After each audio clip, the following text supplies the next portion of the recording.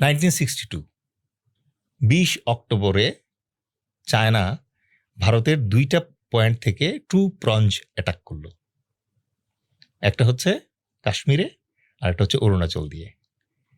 এবং এই অ্যাটাক করার পর 20 নভেম্বর 1962 পর্যন্ত 1 মাস ধরে চাইনিজ ফোর্সের হাতে, মিলিটারি ফোর্সেসের হাতে এই 2টা ফ্রন্টে ইন্ডিয়ান ফোর্সেস মার খেতে খেতে খেতে খেতে টোটাল পরাস্ত। যুদ্ধের কারণ কি?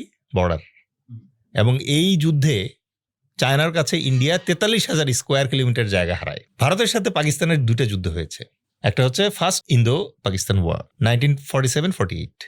ওই যুদ্ধে পাকিস্তানের কাছে ইন্ডিয়ানরা পরাস্ত হয় এবং আজাদ কাশ্মীর হাতছাড়া হয়ে যায়। নেক্সট 1965 আবার পাকিস্তানের সাথে ইন্ডিয়ার সমস্যা হলো।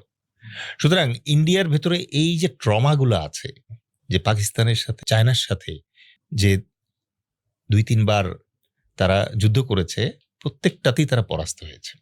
এই পরাজয়ের কারণে তাদের ভিতরে বর্ডার নিয়ে একটা ট্রমা কাজ করে। এবং বাংলাদেশ যেহেতু নিরীহ গোছের এবং বাংলাদেশের রাজনীতিবিদ যারা আছে তাদেরকে যেহেতু তারা হাত করে ফেলতে পেরেছে, সেই জন্য তাদের সকল বীরত্ব এসে প্রকাশ পায় হচ্ছে এই বর্ডারে।